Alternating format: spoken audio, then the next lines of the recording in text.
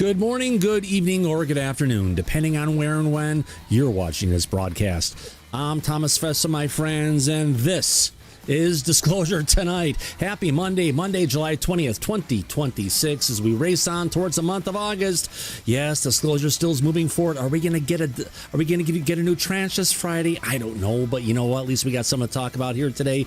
Should be a good one. Yeah, AARO's giving us a new document, and boy, it's not a doozy, but let's have some fun anyway, folks. Let's go ahead and find... Where in the hell did I put the chat? There it is. Let's go ahead and bring up the list of our participants. Who the hell do we have out there? Well, let's go ahead and welcome in the Greasy Weasel for us up first. We got April out there in Aussie and Brains Channel 310's out there along with Chris Parkenride. Craig Smith is in the chat along with E-Dub. We got Elvis Roten. Good to see Elvis. Firefly's out there along with Geraldine DeRazio and Grateful Benny. We've got Hurrah for John is in the chat along with Hypersonic Boom. Yeah, it's a live show. We got to book him in the chat.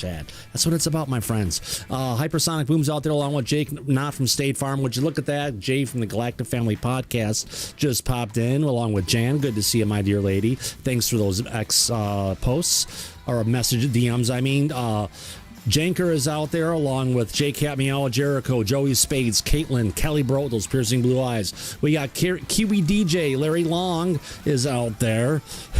Marcus and the Mandels, along with Mississippi and Mr. Joey B and Necessary Dialogue. Would you look at that? We got Nightshade, Giggle, and Niles Guy. Yes, our mods are there and ready to act if necessary, my friends. Who else is out there? We got Psycho Snot, along with Pickle. Oh, close enough. Puck Elf. There we go. We got Robert Vargas, Sam, Scooby-Dooby, Scott's out there. All right. I went a little too long. Let's continue. Where the hell was I? Okay, so we got Scott, Shelley Montgomery, good to see you as well. Super Unknown. And why am I not centered? There we go. Along with, we got Teresa Loves, our president. The Wasteland Wanderers in the chat, along with Wendy Joe. Good to see you, Wolf Dog. And Wolfie. Where's Yellow Tommy Tanker, also known as Andy? He's usually in there. Hopefully he's doing all right. On that note, I guess I need to say those three words, Mike. How the hell are you? I'm doing well, and it seems like we're going to be talking about AARO tonight, so it should be interesting. Yeah, the report that was over a year late finally came out. And then some. Now, remember, the reporting time frame for this was like May 5th, 2024 to May 5th, 2025, which means it's like 14 months overdue, but that means it gives us an idea that maybe we'll see the 2026 report sometime mid-2027. Just doesn't make sense. I wish I had teachers like that. Yeah. They seem to not feel that they need to follow the letter of the law. They could just ignore it and give it to us whenever they feel like it. It's AARO. Which, of course it's AARO. We're used to their schmuckery, and we're used to that lurker, Mike. The lurker who likes to look at she likes to watch Mike. Yeah. That's what I hear. Yeah, the problem with that is no one wants to watch her, so it's she likes really to bad. watch. Yes. She could be a peepa. You never know. I really fucking hope not. It's a fate worse than death. Oh, God, yeah, I know. Let me get that out of here before we all get sick.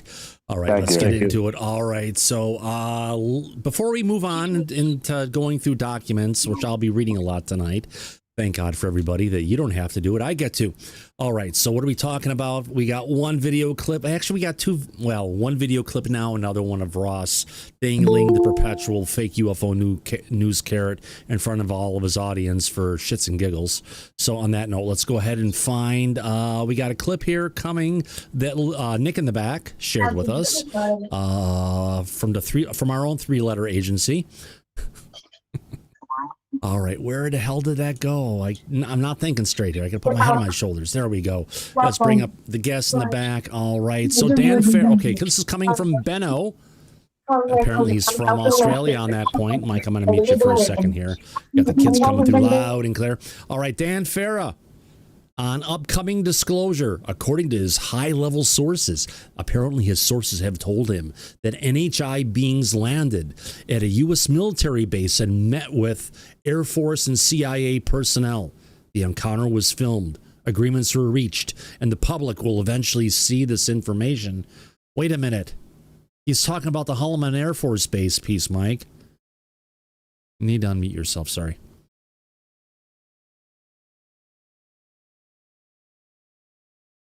I think he got busy.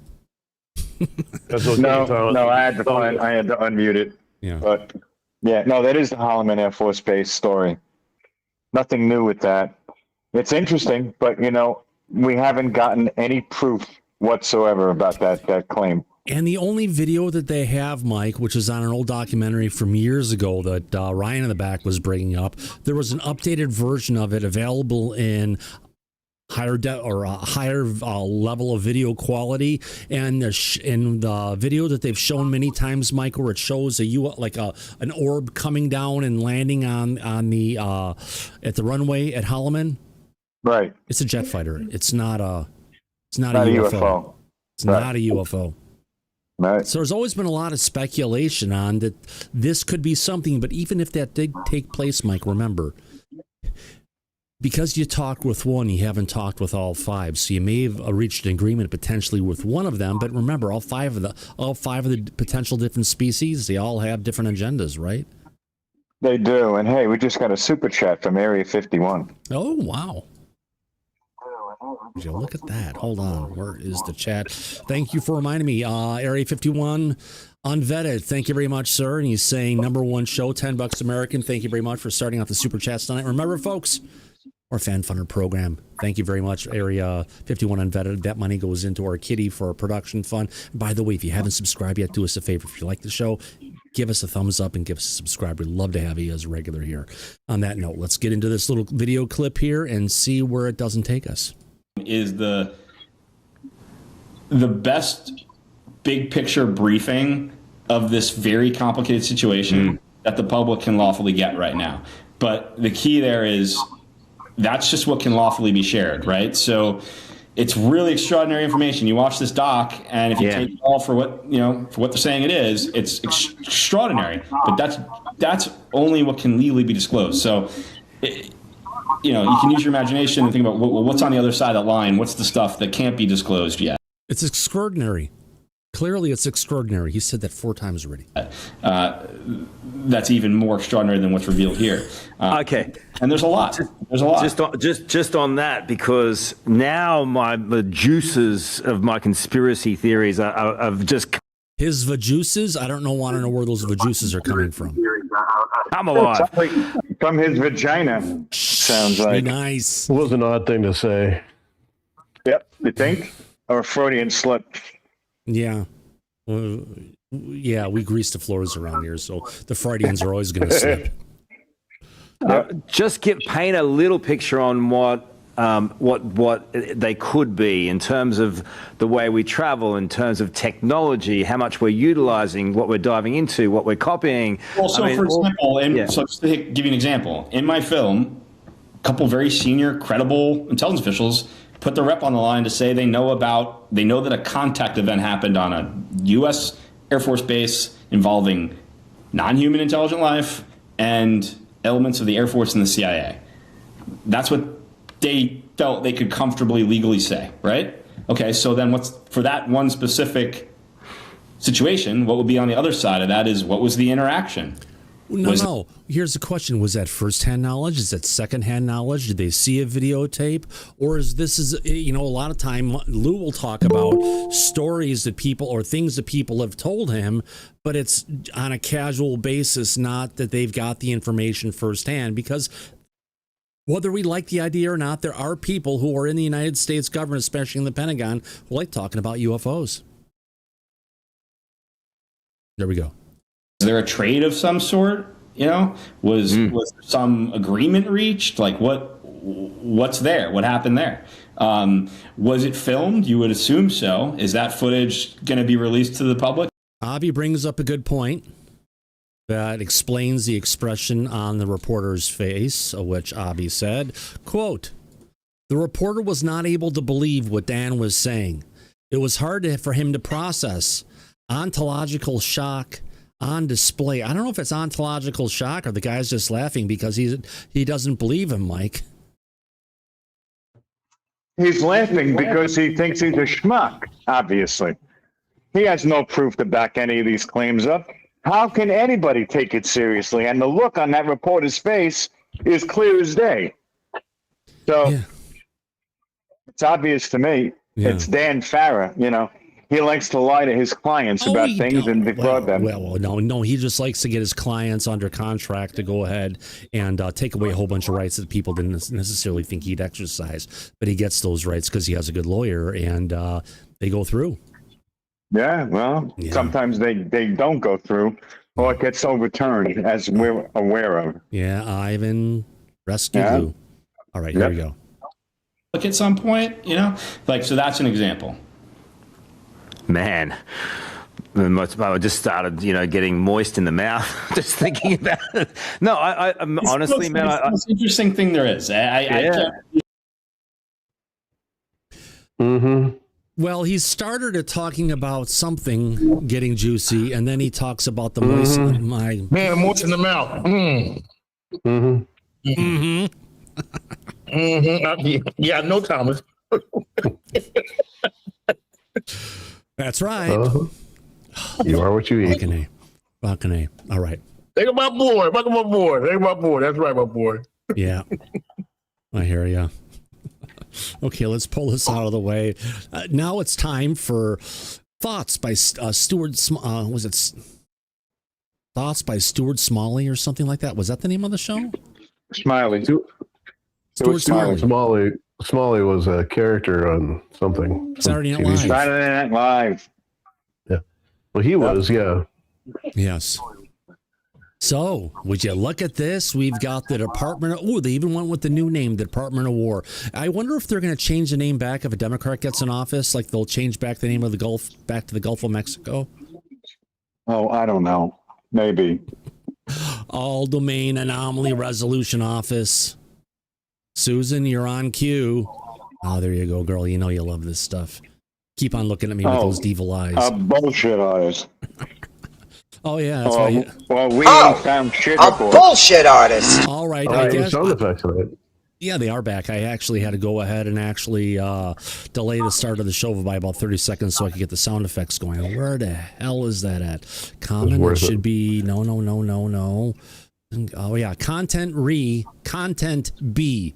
Or content rated B for bullshit. It's coming from AARO, folks, so let's have some fun getting through it, but we already know what we're going to be dealing with here. So let's get into it. So this is coming from fiscal year 2025. It's their consolidated annual report on unidentified anomalous phenomena. Information cutoff was on May 30th, 2025, over a year ago. Boy, they must be really busy in that department. Wow. They must be especially so right busy. now. Yeah.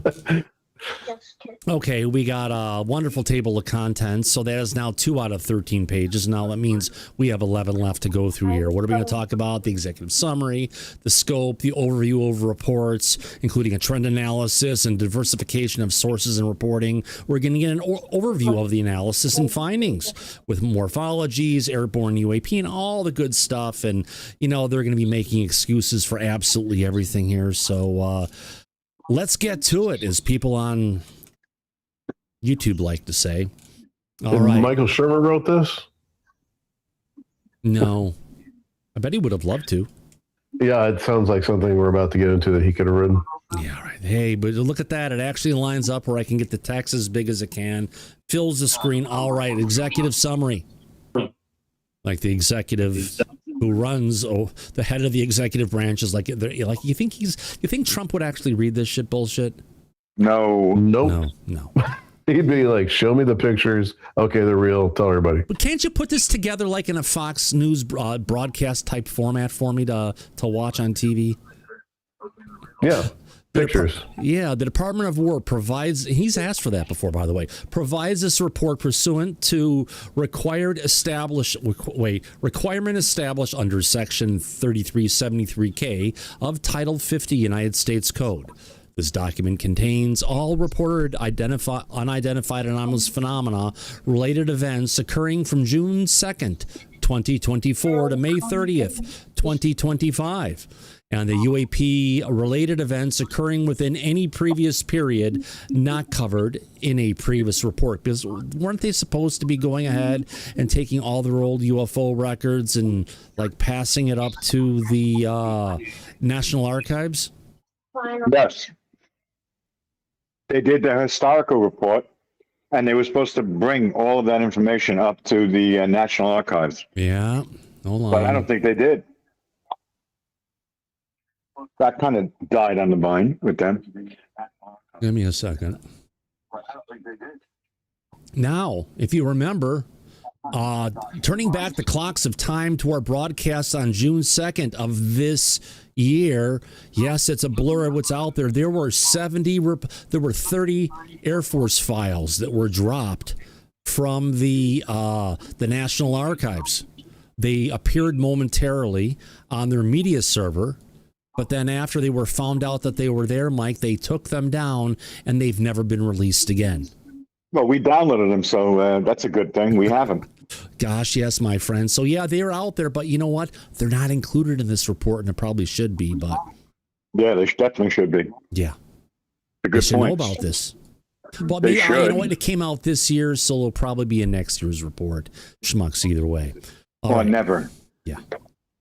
So, yeah, we cover it, folks. Absolutely. The All-Domain Anomaly Resolution Office, also known as AARO, received 319 reports of UAP-related events.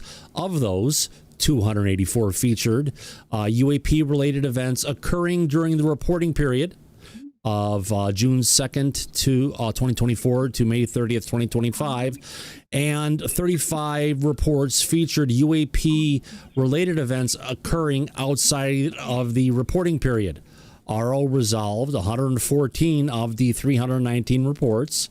In addition, AARO resolved 256 cases reported in a previous period, bringing the total number of resolved cases during the reporting period up to 370. So they're giving us the number of reports that they resolved, but they're not openly telling you how many remain unresolved, are they? No. No, there were like 400 or so cases in the very first, like, few years ago. Yeah. They like to make it easy for everybody. Thank you, Susan. We love you, girl. Girl. All right. RO accesses that all resolved. Accesses. RO assesses that all resolved cases are attributable to prosaic objects, such as balloons, satellites, birds, aircraft, and unmanned aerial systems, also known as UAS. RO also assesses that one case is attributable to a commercial rocket launch and one to a manned jetpack. Or are they talking about the jetpack man probably over Los Angeles that they'd never been able to figure out? They even know it's a jetpack guy or something that looks like a jetpack? Possibly. The guy's been seen at the end of the runway in LAX, right? But No, it's been like up over the city and stuff way up there. Thousands of and feet at above it. LAX. Yeah. All right. During the reporting period, RO onboarded a new capability that enabled analysts to resolve 238 reported UAP as satellite flaring. So things are seeing in the space of how many were unresolved. Again, they're not being upfront. They're telling you what they resolve, not what's left over. RO did not receive any reports of UAP health-related effects during this reporting period. Okay. 2 reports described electronic or avionic interference as attributable to a UAP in proximity to an operational aircraft. RO has not yet rendered a determination whether and to what extent the reported effects are attributable to the UAP. Oh, it could be other like sensor problems with the overall plane itself or other maintenance issues that didn't get there. There's no, Daryl, if this stuff actually shuts down, we don't know if it's because they are close to UAP, which they are. It could be other problems with the plane. That's what RO is suggesting. I know. It's fucking ludicrous. Yeah. Yeah. AARO did not receive reports indicating flight safety concerns during this reporting period. Okay. As previously reported, a collection bias favoring the continental United States, its littoral waters, and global U.S. military operation areas influences AARO's UAP case holdings. Locations with a higher density of U.S. military sensors and assets tend to submit more UAP reports. Oh, wait a minute. I guess they would be because majority of the reports we've been seeing coming out of the tranches from the Trump's Pursuit program, majority of them, I think, aren't they from the Middle East so far? From the the military, number one. Yeah. And a few of them have been from Syria and Libya. Yeah, we had Syria, Libya. We've got Iraq, I believe. We also have Afghanistan. We also have videos that are over the Gulf of Arabia. We've got the Gulf of Oman. We got the Arabian Sea, all those areas where they've been seeing them.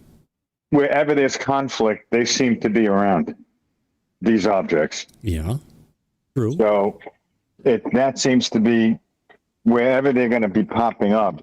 It's got to be some sort of a conflict zone. Well, they're over the Ukraine. Right.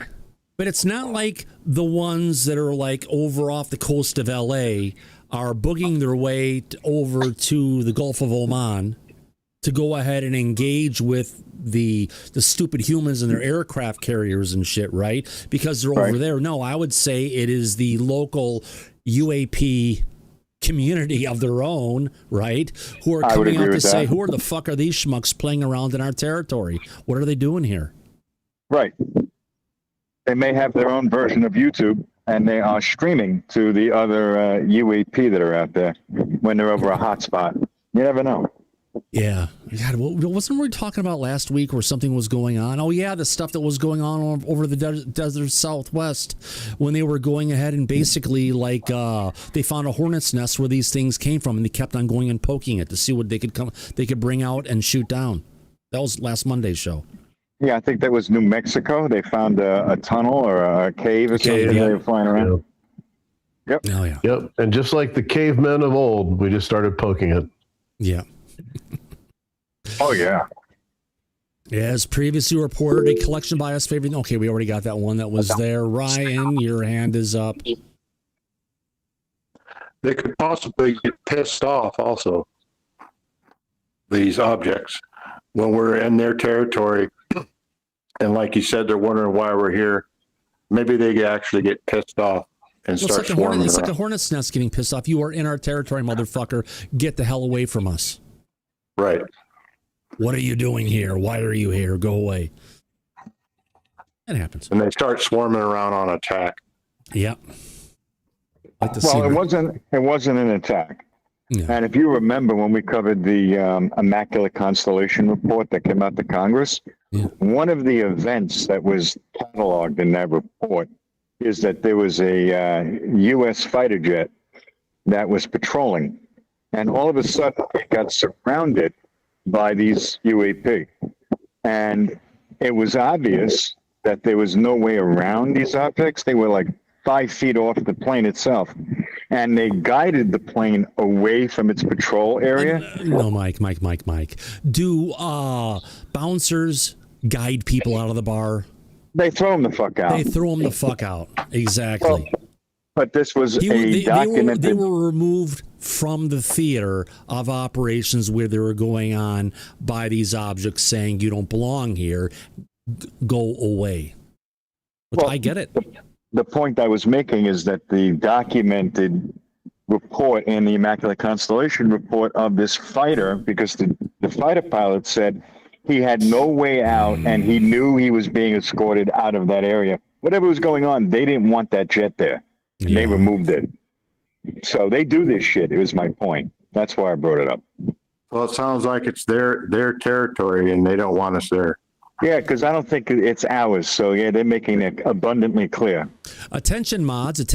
We have a blue light special going on in our chat area. There is a 5-minute blue light special going on Puck Elf. Watch what he's saying, who he's attacking, what's going on. And if so, you know what to go ahead and do. That's why you have those blue badges. Thank you for your attention to this matter. Sorry, Puck. Be nice. Okay. Where was I? Oh, back to the we ain't found shit report. Yeah, lack of timely and actionable sensor data continues to constrain AARO's ability to resolve these cases. AARO has worked alongside its military and technical partners to mitigate these constraints by clearly articulating optimal sensor requirements, information sharing processes, and the essential elements of information that inform high-quality UAP reporting. Yeah. Why don't they fucking request the stuff specifically from the National Geospatial Intelligence Agency or the NRO or the Air Force and the Space Force that has all of these satellites up, Mike, that they can see exactly what's going on? Right? Exactly, yeah. So why are they not seeing shit? Oh my God, we don't have enough information.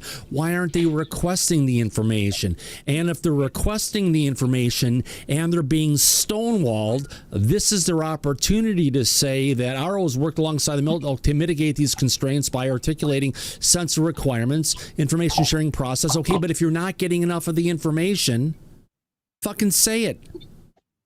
They won't do that. Yeah. They never did. They never will. Yeah. Also, it goes against what they want to do. Yep. AARO also continues to expand engagement, information sharing, and collaboration with foreign partners. Yeah, where is it? Have they put any foreign partners' information in this report? No. Why aren't they expanding that to people within, well, the United States for that matter? But hey, Juan Rodriguez sent us a super chat. Thank you very much, Juan, for $10 American. Thank you very much. Well, he didn't even say anything. It just says thank you for your donation because that's what they put there, but he didn't say anything. Thank you for your support, my friend. Hopefully you're having a good show tonight, Mike. Thank you. Appreciate that. Now let's get back to this. All right, so scope. Part 2, scope. The Department of War provides this report pursuant to a required establishment under Section 3373 K1A of Title 50 United States Code not later than 180 days after the enactment of the fiscal year 2023 Intelligence Authorization Act and annually thereafter for 4 years. Oh, but it doesn't say when they have to go ahead and deliver their yearly report, other than that they have to deliver the yearly report for a term of 4 years. So it's in their benefit to delay this shit as much as they have. As much they want as to run out the clock, seems like. Yep. Yeah, that's a neat trick. Yeah. Scumbags. Yeah, 4 years. The director of the office shall submit a report on UAP to the appropriate congressional committees. Per Section 3370K1B of Title 50 United States Code, each report shall include, with respect to the year covered by the report, the following information. All UAP-related events that occurred during the 1 year period, all UAP-related events that occurred during a period other than the 1 year period, but were not included earlier in an earlier report, and an analysis of data intelligence received through each report and UAP related event. Analysis of data relating to UAP collected through geospatial intelligence, signals intelligence, human intelligence, measurement, and signals intelligence. Mike, I don't think we're going to see anything in here that deals with any geospatial intelligence. We have not seen one responsive record or one thing mentioned from them that they've actually observed any of this stuff happening from a satellite, have they? Never gotten anything like that. Yeah. Nor will they do that in the future. They're going to run the clock out and not have to report anymore. That's what I think. Yeah, you know what? If they did, Daryl, if they didn't do that, you know what that would turn us into here? Something having to do with national security. National security. Oh, bingo. You read my mind. Oh, fuck. All right. That's for the audience too, folks. There you go. All right. The number of reported incidents of UAP over restricted airspace of the United States during a 1 year period, including analysis of such events identified, which aren't in this report. Identification of potential aerospace and other threats posed by UAP to the national security.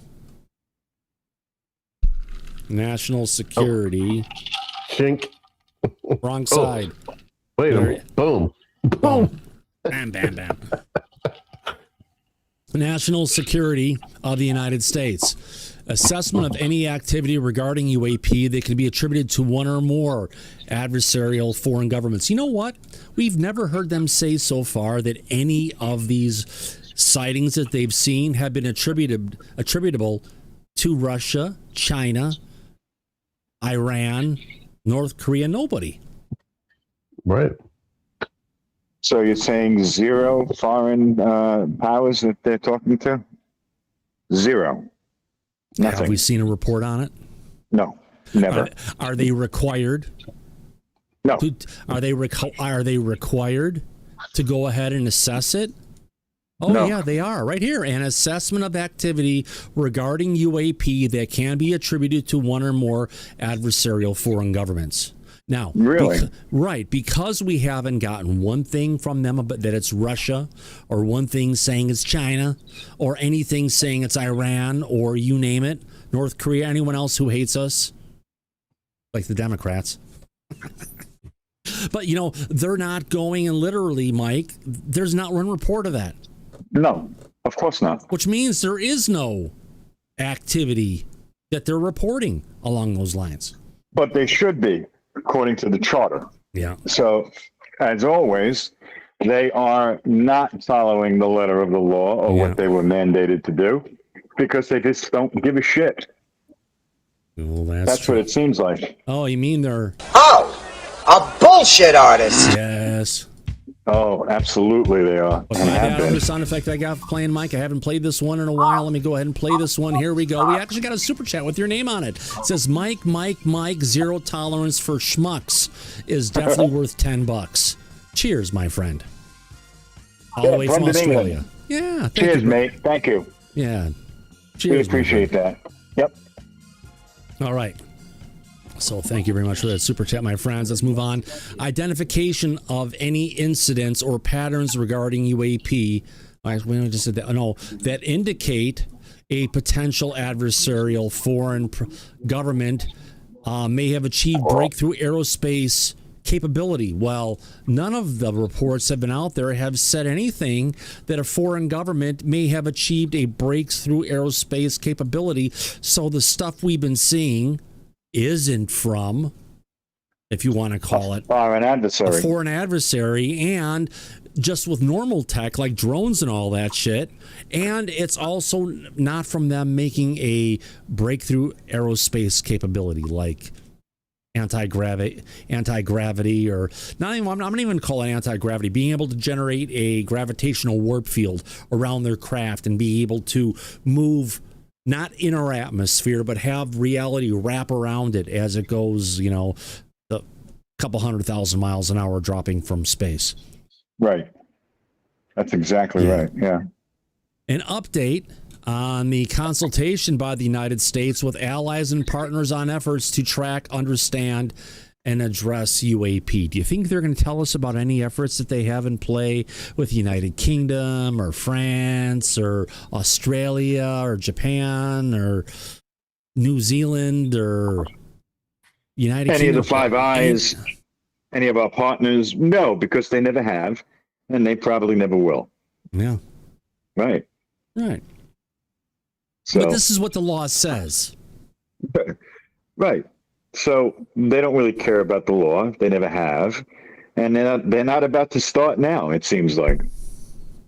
Unfortunately for the public. Exactly. Okay. An update on any efforts underway on the ability to capture or exploit discovered UAP. Now, wait a fucking second here. Wait a minute. There were operations going on last year and well before that, orchestrated by the FBI and ODNI and the Air Force to go ahead and capture and shoot down UAP in the desert Southwest. That clearly should be in this report, right? You would think. Yeah, I would agree. If they were telling us the truth. If they were telling us the truth, which they're not. An assessment of health-related effects for individuals that have encountered UAP, but they said there were none. In this report, there was 0 reports of UAP-related health or physiological effects. Yes, in the past or present time. Right. And no evidence of capture, exploitation, or recovery of UAP materials by the U.S. government or private entities. So they covered all that and saying, nothing to see here, folks. Move along. We've got a question that it kind of just caught me from the back, and I was like, ooh, that's a good one. Let me go ahead and find this. It said, Thomas, why do you think, let me keep it here, why do you think UAP would allow themselves to be baited into being captured? Well, if they're potentially luring them there with nuclear materials, Mike, maybe? Yeah. Or other things that they're known to attract it, or if it's a potential hotspot where there's a dimensional portal or some kind of underground base or something there, and they're going there, and by us going there and doing certain things, it causes them to come out like hornets around a nest. So, There's a bunch of different ways you could look at it, but it's I guess it depends on, I get what it was the old saying, it depends on from manifestation to manifestation, as they would say in Ghostbusters. Right, but it also could be that they are territorial and defensive, which would make sense. Correct. I mean, they're part of nature, like it or not. Even if they're not, part of our race. Oh, that's right. Nature extends well beyond our planet. Oh, fuck yeah, it does. They found water that's here on this planet on other bodies in the solar system. So, yeah, it isn't just to this planet. Obviously not. Yep. Exactly. Let's move on. The number of reported incidents and descriptions thereof of UAP associated with military nuclear assets, including strategic nuclear weapons and nuclear-powered ships and submarines, which there are none. Results of consultation with the administrator of the nuclear security regarding the number of reported incidents and description thereof of UAP associated with facilities or assets associated with the production, transportation, or storage of nuclear weapons or components thereof. I think, Daryl, you were mentioning there are some reports on this that go for, is it from nuclear power plants or is it nuclear sites? Yes. Sorry, I was reporting my national security. Oh, not a problem. Results I know you're not on camera administrator. tonight. We miss you in the recliner. I was on camera. I was on camera. Oh, yeah. Yeah, he was on camera. I'll come right back. Oh, I wasn't paying I'm attention. here. I'm here. There you go. All right. Anyway, yeah, I don't remember the description there of UAP associated with facilities or assets. I don't remember, dude. We'll figure it out. Results of consultation with the chairman of the NRC, Nuclear Regulatory Commission, regarding the number of reported incidents and descriptions thereof of UAP or drones of unknown origin associated with nuclear power generating stations. I think we've got that. Nuclear fuel storage sites or other sites or facilities regulated by the NRC. The names of the line organizations that have been designated to perform the specific functions, including response to field investigations and scientific, technological, and operational analysis of data on UAP, and the specific functions for which each such line organization has been assigned the primary responsibility. We'll see if we get that one too. A summary of the reports received using the mechanism for authorized reporting established under Section 3373B of this title. AARO drafted this report in accordance with the Military Services, Department of War, and intelligence community partners across the United States government. Okay, here we go. Now we're past all the stuff that they're supposed to have there. Now we get to go through the goodies to show what they're going to give us. They gave us. And it's going to result in, to. We ain't found shit at the end of this report. Oh, yeah. We ain't found shit. It's one of those things, I tell you. It's one of those things. All right, so overall trend analysis as of May 30th, 2025, AARO's case holdings contain 1,870 reports from June 22nd, 2024 to May 30th, 2025. AARO received only 319 UAP reports, of which 284 featured UAP-related events occurring during the reporting period, and 35 featured UAP-related events that occurred between 2010 and 2024. Of these, AARO assesses that 274 reports occurred in the air domain, 44 in the space domain, and 1 in the maritime domain. I have a problem with that, because haven't we heard time and time again that majority of UFO interaction between the United States government and the UAP is by the U.S. Navy? Yes. Right. So what's happened is the U.S. Navy stopped reporting on this? No, they wouldn't. No reason to. So this report right now is contradicting itself. Do you feel it's a little fishy that the Navy hasn't reported anything except one thing?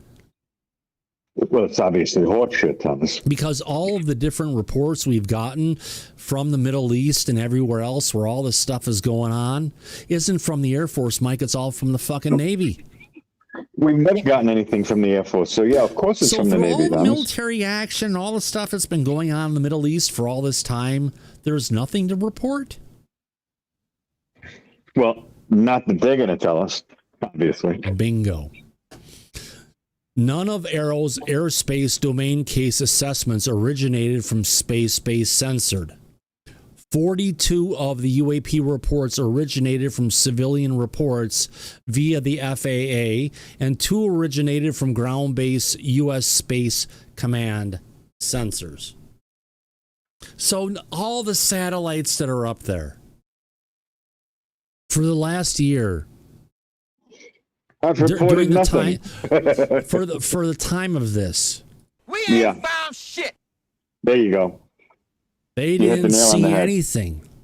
No. Why would they?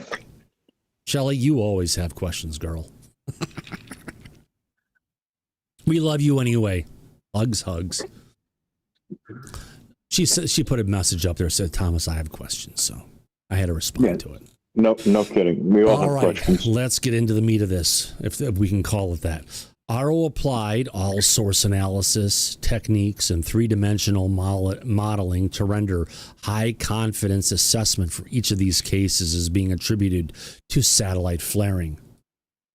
Flaring is a well-documented phenomenon where reflected sunlight from satellite surfaces becomes visible when viewed from specific angles. So you're going to fucking tell me the report we got from that pilot that happened a year or so ago, right?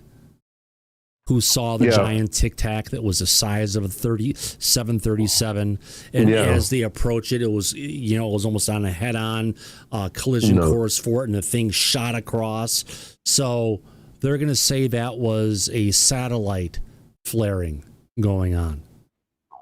Well, they're going to say that a lot of these are satellite flares, but I mean, the people that report these are pilots, and they know what a satellite flare looks like. And a Chinese balloon, and all the other prosaic nonsense that they like to throw out publicly. It's insulting, is what it is. Yeah.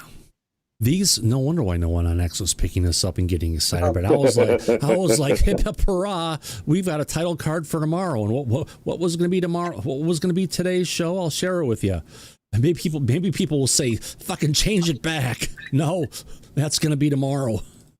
Yeah. Ah, fucking A. I don't want to load that. That won't kill me. And this was today's title card. Yes, UAP Disclosure Act version 2 returns for consideration in Congress, and they might be voting on it today, folks. So let's have some fun, but we'll cover this one tomorrow. Yep. Like tonight, you mean they're voting on it? Well, they were going to bring it up today. It didn't quite happen. Maybe tomorrow we'll have some answer on it, whether it passes. Well, let's get my juices flowing. They should choke on their juices now. Here, let me kill your vajuices for you. Yeah, that'll do it. Hold on. That is not nearly as tragic as it needs to be. Where is that at? Hello, Susan. All right, here we go. You would need a biohazard suit to go anywhere near her juices. That's for damn sure. All right. Let's get back to where we were just at. Hold on. It's a man, baby. All right. So now when we bring her up, she is really there for you, Mike. Oh, God. I don't think she has dogs or pets because they couldn't stand being around her juices in the same house. So... Mike, you forget about the golden book of Susan loves peanut butter and her 7 puppies. Oh God, yeah, I remember that book. Yeah. But that's a book of fiction. I don't think she has any actual living pets. They couldn't stand her juices. So The juices? What? Mike, Hey, crazy, Mike. No, somebody else said it earlier in this. The other guy said it in the. yeah, he did. Oh, okay. Okay.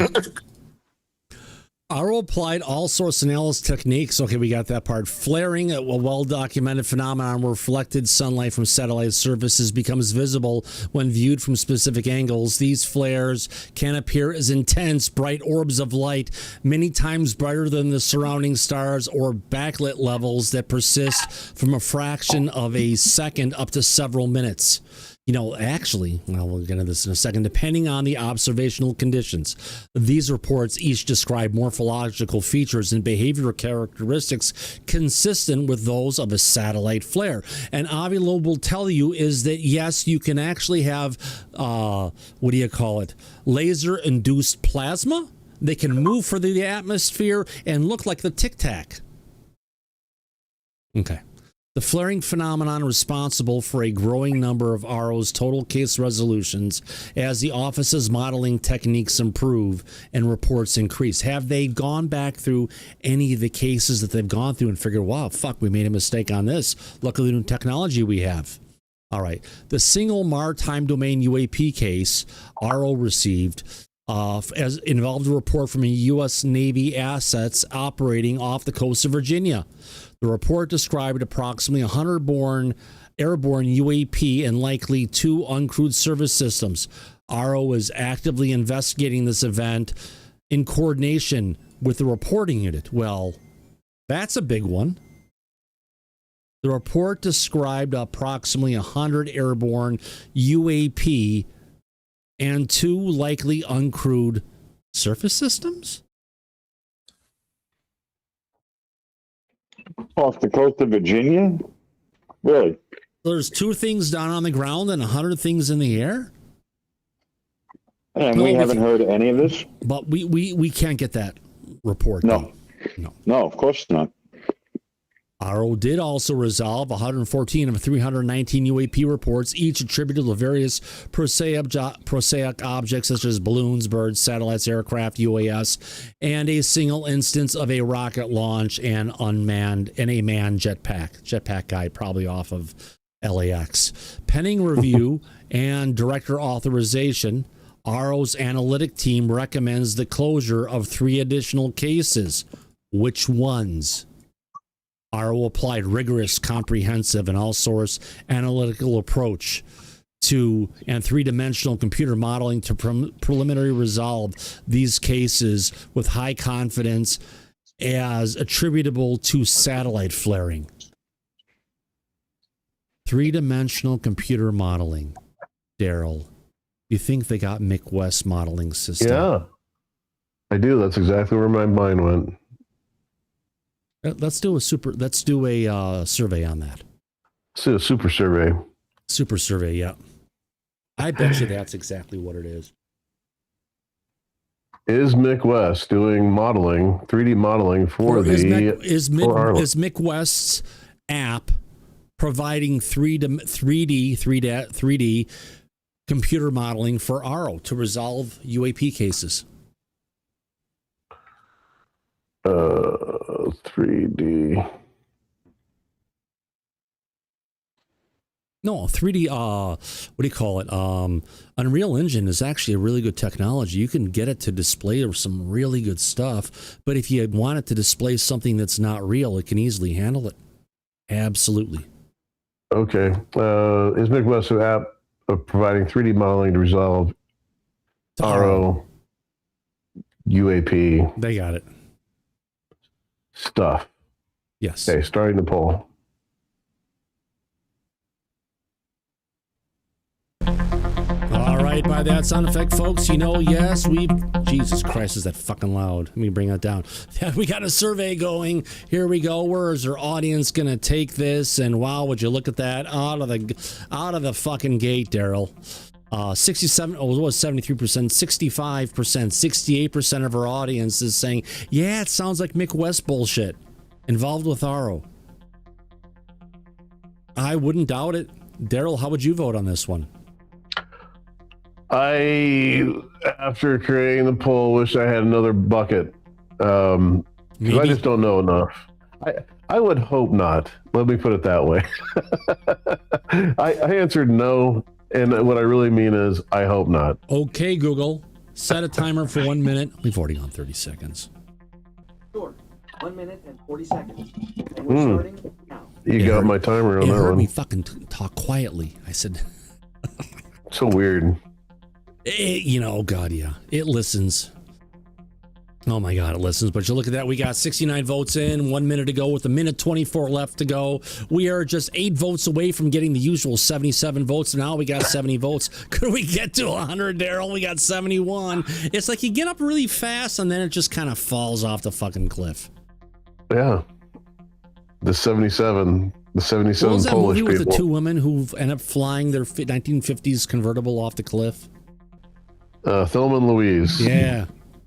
It's a Thelma and Louise moment. We got 55 seconds left, and we can't even hit 77 votes. 316 people watching. Yalla. You can use your phone to vote. Yeah, you never know. 80. Tell your doctor about lightheadedness, weakness, fever, pain, tenderness, redness, or swelling between the anus and genitals. Yes, and if you don't answer your vote, well, look at that. We're up to 84 votes already with 28 seconds left When I to graduated go. high school. Yeah. 84. Oh, yeah. Let's watch out for the creeping ooze that comes out as well. It's not a good one. The creepy news? Creeping ooze, yes. Besides the pain between the anus and the asshole. Like the vajuice? There we go. The vajuices, I guess we're talking about. 89 votes, and we're going to get to 95 seconds left to go. There is no... Come on. 69? 31? Is that where it's going to end? Well, I think... 69, dude. 69. Yeah, dudes, yeah. Speaking of 69, somebody in the front chat wants to know if you have a full frontal of Susan Goff, Thomas. No. Fuck no. No, I wouldn't want to see her juices up close and personal. No. That's the fact, Jack! Yeah. Holy shit! Yeah, all right. I think I ended the poll. We've got it here. Let's go ahead and move on. 69% of our audience with 91 votes in. Yes, Mick West. Yeah, it sounds like it. Sounds like there needs to be some more FOIAs requested. Have you guys heard about how they're going ahead and trying to kill FOIA right now and how to try and weaken it, and it's coming all from the DOD? No. Oh, yeah, that's a big one this week. It started last week, and it's still going on. Really? Yeah. They're trying to weaken FOIA. Completely. Like they're giving us the answers we want anyway. All right, let's get to this now. So our preliminary resolve these cases with high confidence as attributable to satellite flaring. AARO identified 9 reports meriting further analysis by its intelligence community and science and technology partners with relevant technical and domain expertise. AARO transferred 191 of the 319 UAP cases to its active archive, pending the future discovery of corroborating data sources. The active archive is a category of UAP reports with insufficient data to assess whether the performance characteristics of the underlying event are consistent with those of natural phenomenon or exceed the known state of the art for technological systems. Are they reaching out to Avi Luba on this? It sure as hell sounds like it. They have been. Yeah, everybody's UAP been reaching out. Cases held in active archive inform AARO's locational and trend analysis and remain open to future resolution should further information or improved analytical techniques enable more conclusive resolution. So if these are cases they can't figure it out, we don't know if it's a UFO or not. Why are they keeping it all secret? Does that make sense? National security would be their answer, I would assume. Yeah. AARO occasionally receive reports for 2 or more sources which correspond to a single event. When this occurs, AARO merges the corresponding case files into a single incident. AARO performed 2 such merger actions during this reporting period. From which sources? Oh, they're not going to tell us. None of the cases AARO resolved indicate advanced foreign adversarial capabilities or breakthrough technologies in any domain. So none of these could be attributed to nasty humans someplace else on the planet. No foreign adversaries. Right. So they're basically telling everybody nothing to see here, folks. Move along. Yeah, that's about where it is. Nice. Yep. Whether we like it or not. Oh, we definitely don't like it. All right, so look, looks like we got a chart here. AARO figure 1 is AARO's closed cases. Sorry, I have to shut off the chat for a second. Closed cases by identified object type from June 2nd, 2024 through May 30th, 2025. So 44 of the cases that were closed were satellites, 4 were aircraft, 2 were drones, 2 were birds, 1 was a missile or a rocket, 1 was a jetpack, and 60 were balloons. Oh, that sounds like Avi Loeb. They must be getting their information from him. Everything is a fucking balloon to him. No, I'm sorry. A Chinese balloon. That's right. Are they serious about that? That's what they're putting in this report? We ain't found shit. Right. Balloons. No shit. Yeah. Thanks, Avi. Well, we appreciate the update. No, Mike. It's more like thanks, Susan. Look at that little thing on her neck. I don't get that.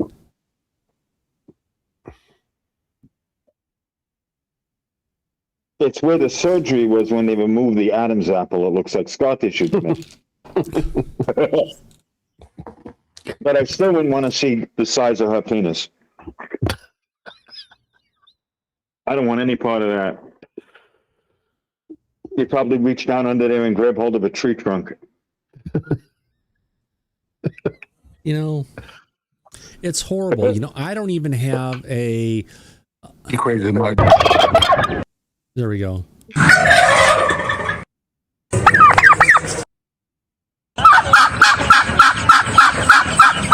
Sounds of a turkey.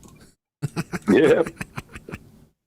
All right, let's get into it. All right, so diversification and sources of reporting. The FAA UAP reports from civilian aviators consisted 21% of AARO's incoming reporting.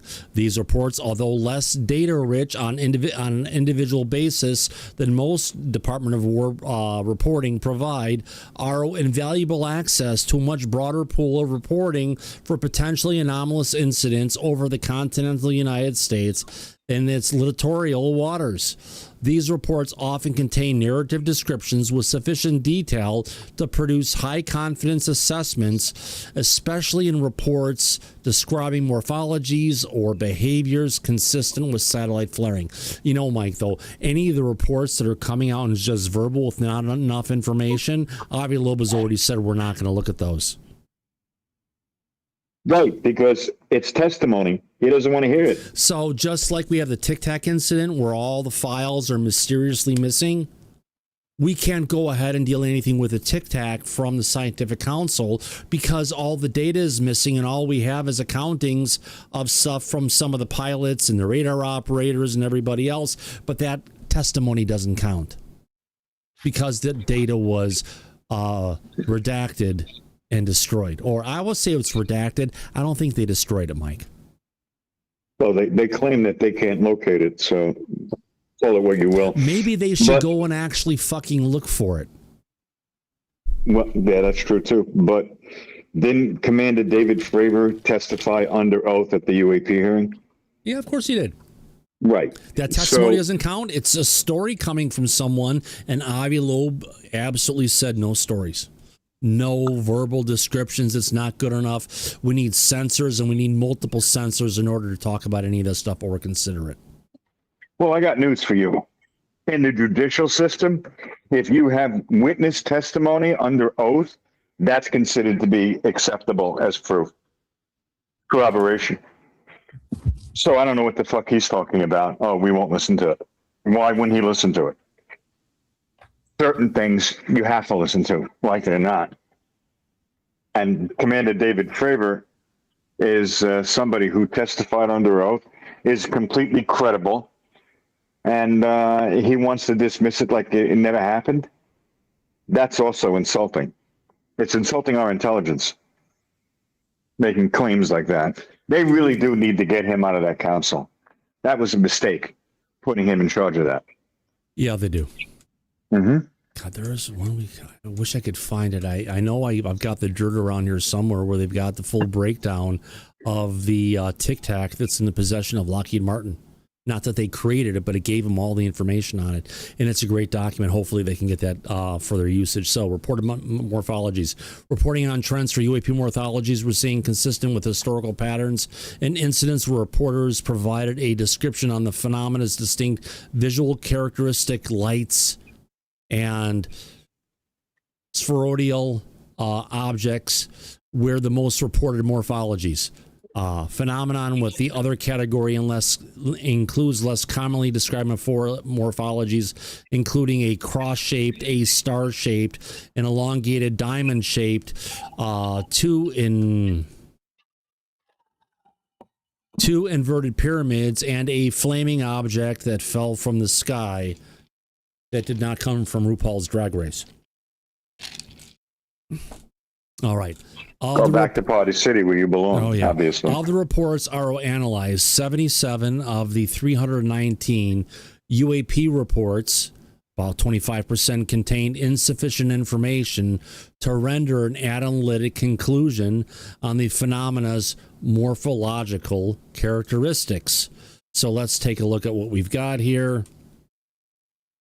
All right, so we've got one orb sphere round, 44 out of 100, cylinders 6, disc 5, triangle delta 3, a vector or boomerang 1, a square, oblong, or polygon 2, an oval 6 would be like a Tic Tac. You have other that is 7, and lights 37. Mike, I'm surprised we don't have any kind of cylinders in here. There's a lot of shapes that are missing that people see on a regular basis. Right. Pretty regularly, but they decided to omit that. So, yeah, leave it to AARO. They're good at that, hiding the information. Yeah. Not good. Not good. Absolutely. Let me take a look here really quick. And we really had to wait almost a year and a half for this fucking report. I know. It's bullshit. I tell you, it's bullshit. Should not be this way, but it is. So let's move on.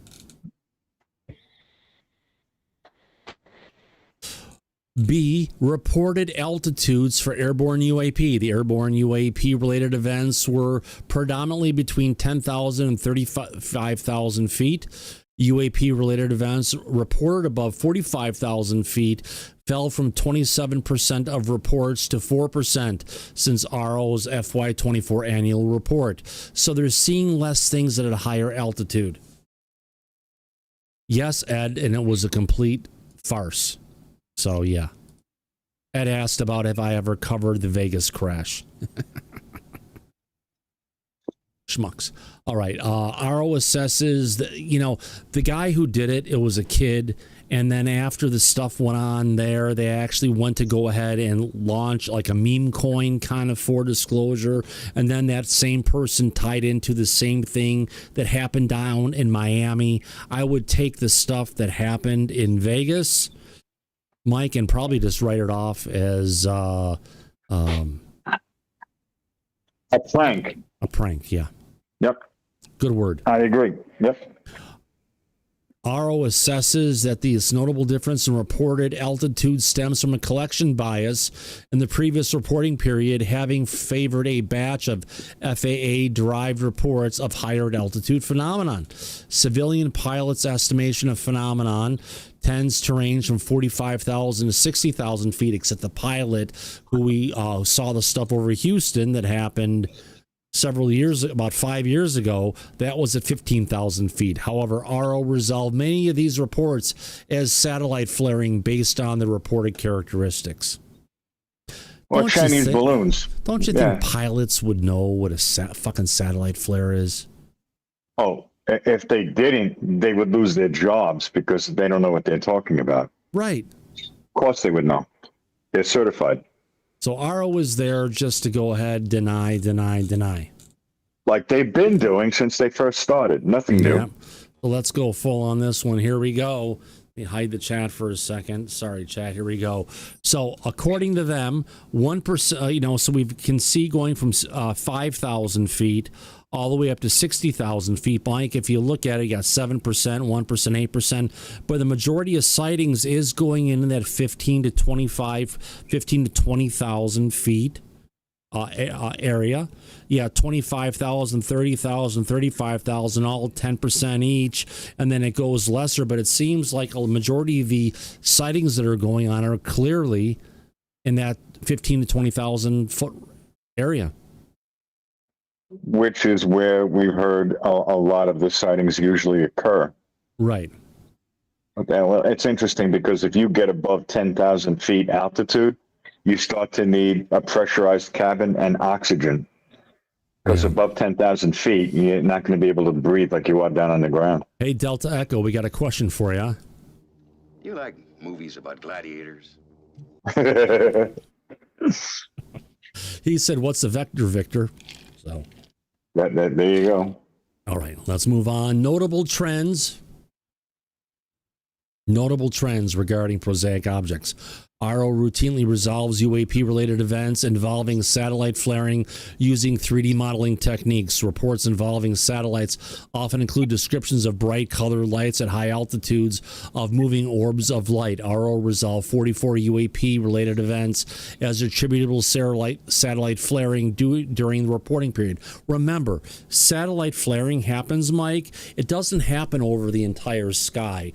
It happens over a particular range of the sky at different parts of the night as the night kicks in to where you're seeing the flaring. So it's amazing how all of these different sightings, what people have seen, and pilots know what they're seeing, that they're throwing all of this out because they're saying, oh no, it's just satellite flaring.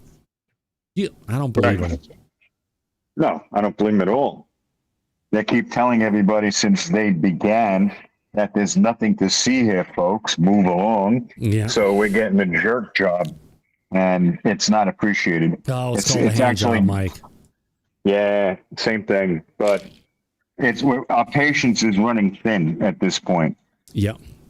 Oh, it definitely is. AARO continues to resolve many UAP-related evidence, such as balloons and various kinds, ranging from latex or reflectively foil party balloons. Oh, God. They know about Party City, Mike. We're screwed. Yeah, that's right. Go back to Party City. Go back to Party City where you belong. Yep. Two large That's right. research balloons carrying tethered payloads. Reporters often characterize their observations as being out of national security, Daryl. I heard that ice. That happened. That went pretty quick. Yeah, it was a small batch. Yeah. As being clearly identifiable as balloons within the initial report. AARO was well equipped to identify balloons through full motion video or still imagery analysis. Now, the next one is flight safety issues.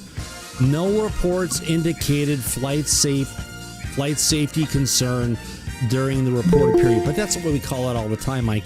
These things are fast enough. They know how the hell to stay out of a human plane, but humans get freaked out. But to say that there were no pilots that were freaked out, yeah, sorry, Party City was too loud. Yes, I cranked it up. Sorry. Yeah, well, you've said this before, Thomas. How many UAPs have crashed into jets flying in the air? None. The entire time this has been going on. They've crashed into 0 jets that we have up in the air. So now they've flown right over the cockpit. They've come up underneath it and freaked with the avionics. They've gotten close, but they always manage to, quickly move out of the way like, they're aware of what's going on. They don't hit anything, is the point. Yeah. And they're moving way too fast for us to hit them. Yeah. So, never happened. No flight safety issues. Holy cow! Let's move on. Reports in or near restricted airspace or critical infrastructure. AARO received and analyzed several reports describing UAP in or near national security sites or critical infrastructure. Daryl, have you refilled yet? Yeah. National security. Drink up, brother. Oh, where'd it go? There it is. Oh. What? There you go. Where's it going? There you go. There you go. See, if you were on OBS, you could have the OBS window up and have it flipped, and that could feed into Google Meet. I'll get you there eventually. You mean like wrong remote. You mean like this? Now, when you go toward and you push towards it, it's your, there you go. There you go. Mine's flipped too, because if I hold up like the Avi Lube bottle, it's actually written backwards. Like if I were to bring up Richard Dolan's, USO's book, it's backwards. Because that way I can make, whenever I go to the right, to the left, audience understands it. So here we go. Some narrative reports were suggestive phenomena whose performance characteristics exceed known state-of-the-art within the given domain. No technical data accompany these reports. If validated, the attendant phenomena underlying these reports may represent currently unmitigated threat vector. Part of AARO's mission is to provide data and analysis that helps mitigate potential UAP related. I need a button for this. Hold on, where's that at? National security threats. National security threats. Oh, sorry, I'm reading something. I gotcha. There we go. National security threats.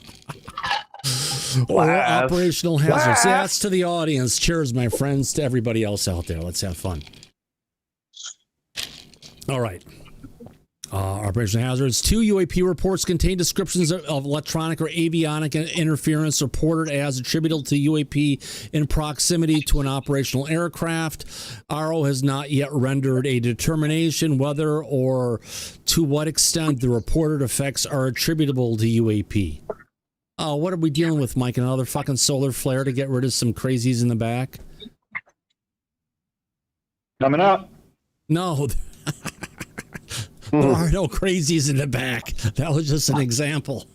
Oh, okay. Sorry. I thought we were on alert status. He's about to get his discombobulator out. Yes. Mm-hmm. Yeah, there you go. Where's that at?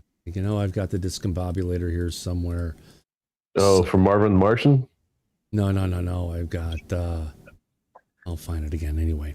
I've got a radio sound effect here somewhere, but too many sound effects. All right, so let's get into it. UAS observations near U.S. nuclear infrastructure, weapons, and launch sites.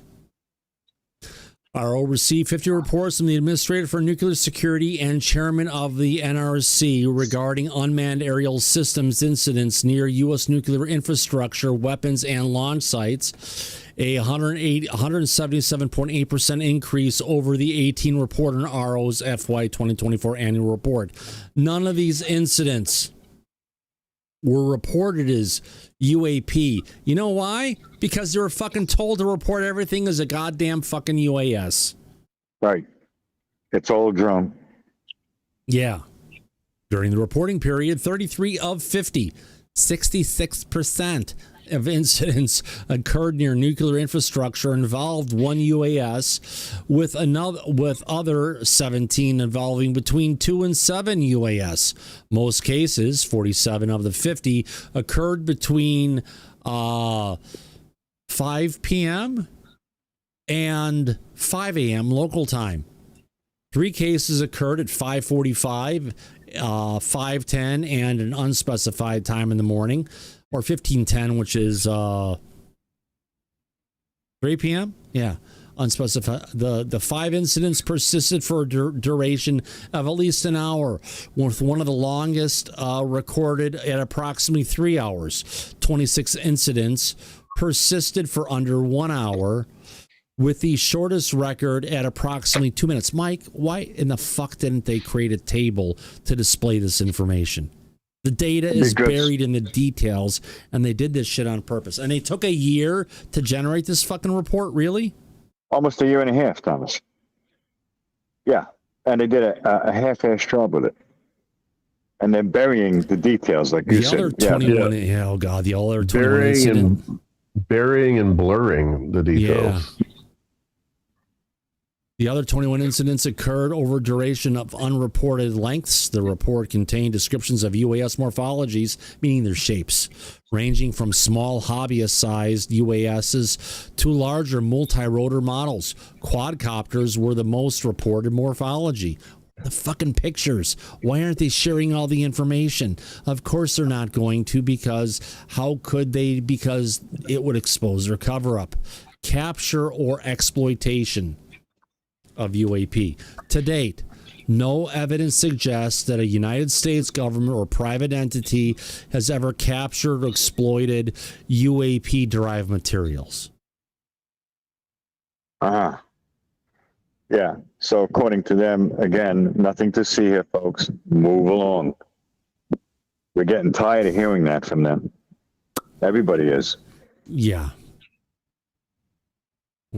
They don't stop, and they drag this out.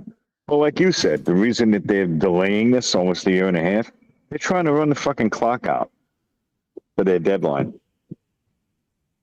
So they're trying to slip out and not provide as little information as humanly possible for the American public.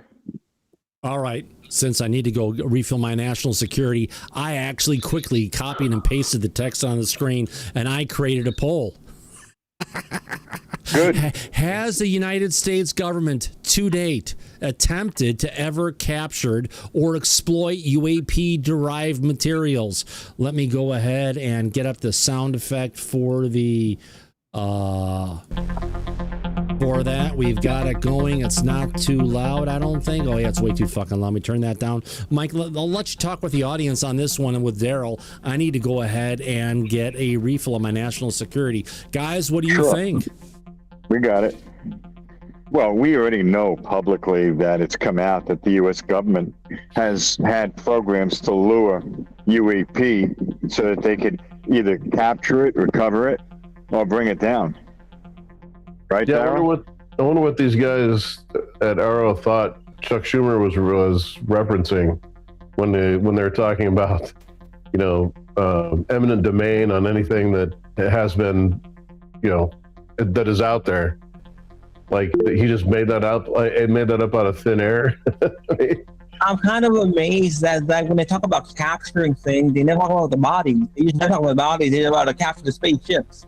But they never talk about the bodies, the creatures inside the ships. They never talk about that, Daryl. It's hard to hear you, Nick, over the music, honestly, or the. Yeah, it's pretty loud. I'll admit that. My God, it's drowning Nick out. Yeah. Yeah. So yeah, interesting, but yeah. So I mean, look, the AARO report is leaving out a lot of information, and they think we're too stupid to realize that. I hope they choke on Susan Goss for juices. Oh my God, that would definitely be choking for sure. Without a biohazard suit, they absolutely would be choking down. There's no whipped cream. Like, are you all amazed that they haven't been talking about the bodies inside the ships? They always just talk about we might have just shot down one down, but Nick, they never talk about the things inside the ships. Nick, if you've been paying attention to the report that we're going over, they haven't admitted to any craft at all, let alone whatever's inside it. You don't get that? Yeah, they're giving us nothing, less than nothing. So this is, the same shit over and over again. Anything you thought you saw, you imagined it, it's not real. Nothing to see here. Move along, everybody. It's bullshit, obviously. And every section of this report has tried to make the same goddamn points, that there's nothing that they have recovered.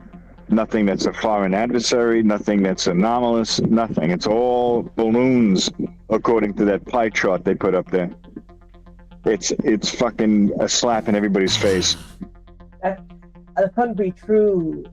All right, would you look at that? We got 3 minutes and only 72 votes. We can't even get the fucking 77 Sounds people like your to go ahead and microphone may vote. have fallen off there. Yeah, the pilots would know these things, that if there were balloons or not. I need 5 so more this votes, is just all guys, lies. and I'll kill this thing. Thomas, your microphone is not on. My mic isn't on? My mic is on. I don't think he's back yet. No, my mic is on. Somehow my mic for you guys turned off, but the audience could still hear me. All right, we got 75 votes, and we almost got the 77 votes. And sorry, I had to take a piss, folks, and get more national security. So, but Nick, what you were saying is, absolutely true. We're always talking about the tail, which are the nuts and the bolts, but we're never really talking about the dog who's wagging the tail, and the people flying the craft and all that stuff. Yeah, I get what you're saying. According to AARO, they're wagging the dog at this point. Well, it comes down to what the fuck are they doing here? I don't care about the craft. Right. I don't care how the fucking craft works, how they got from point A to wherever they're getting here.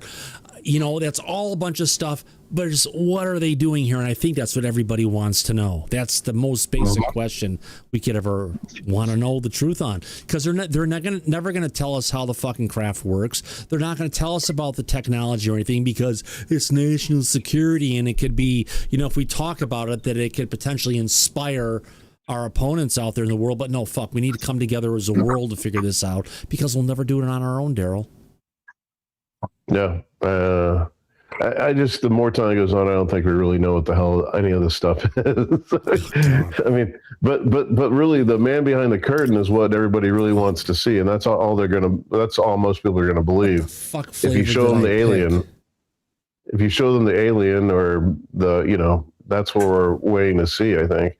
I know how to get people to stop drinking mixed drinks is go ahead and get the Kirkland signature flavored fucking energy drinks or juices, and you mix it in and you take a sip. It's just like, oh my, what the fuck, metallic shit am I fucking chewing on here?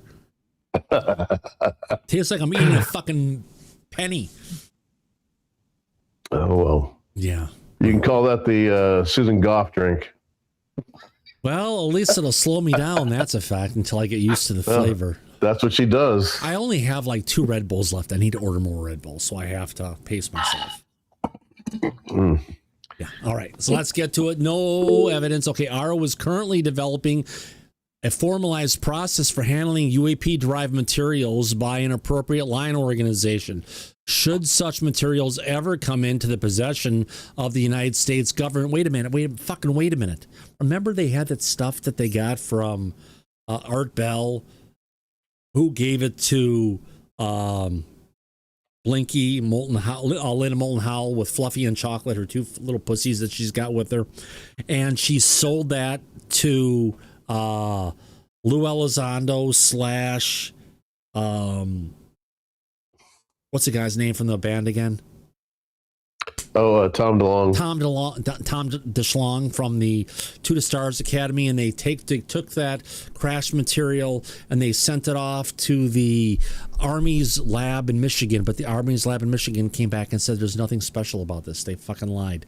So yes, AARO's development process draws on established government capabilities and operating procedures governing the recovery of foreign material. In other words, bullshit. Reported health or physiological UA impacts. To date, AARO has not received a report in which a reporter describes sustaining adversarial health effects associated with the experience. However, AARO will continue to document any UAP-related health effects should they be reported. You mean all the cases that were sent to Gary Nolan to figure out because they couldn't fucking figure it out? And some of them they did, and some of it was Havana Syndrome, and the other ones were from UAP that they've never received any kind of a report?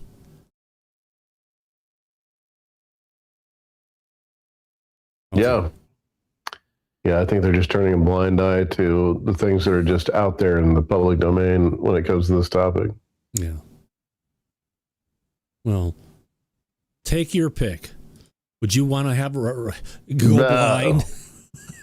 There's my UAP incident right there. Yeah. Yeah, and I had an adverse health effect. My penis just fell off. So there you go. There you go. And here, with his bird's eye view and a brain to match, is Mr. Know-It-All. All right, let's get to it. I'm back. Engagement roles. I have to make fun of myself because if I don't make fun of myself, I can't make fun of anybody else. Yeah. Were you choking your chicken? No, I gotta ask Nick. Stop chasing the chickens. A foreign partner engagement. During the reporting period, AARO continued to engage with international partners to exchange information and best practices for UAP reporting, analysis, and response. AARO's deputy director presented a mission briefing to the Defense Geospatial Intelligence Conference in London in the United Kingdom. So what did he tell them? Give us a link. Tell us. Oh, they can't. And by the way, the people in the UK, they can't respond to anything they don't know. Yes, we're serious about not being serious. That's great. That is correct, Grateful Benny. And let me go ahead and put the chat back on again. You guys are back. There we go. All right. So, roles and responsibilities of assigned line organizations. AARO works closely with the military services, combatant commands, and the relevant cognizant authorities. Cognizant, isn't that a giant consulting corporation that like works for the United States government, Daryl? You've heard of them before, haven't you? Yes. Yeah. I don't think that's the same thing, but yeah. Because we'd be outsourcing everything to fucking India if it was. And each operation. And we do enough of that already. Thank you, Microsoft. And every other major corporation whose name I won't mention. According to AARO, we're all stupid. And they actually think that the thing that's the most arrogant about this is they actually think people are going to believe this. And, they think we're stupid.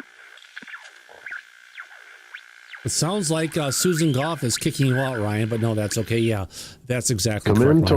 Come in Tokyo. Yes.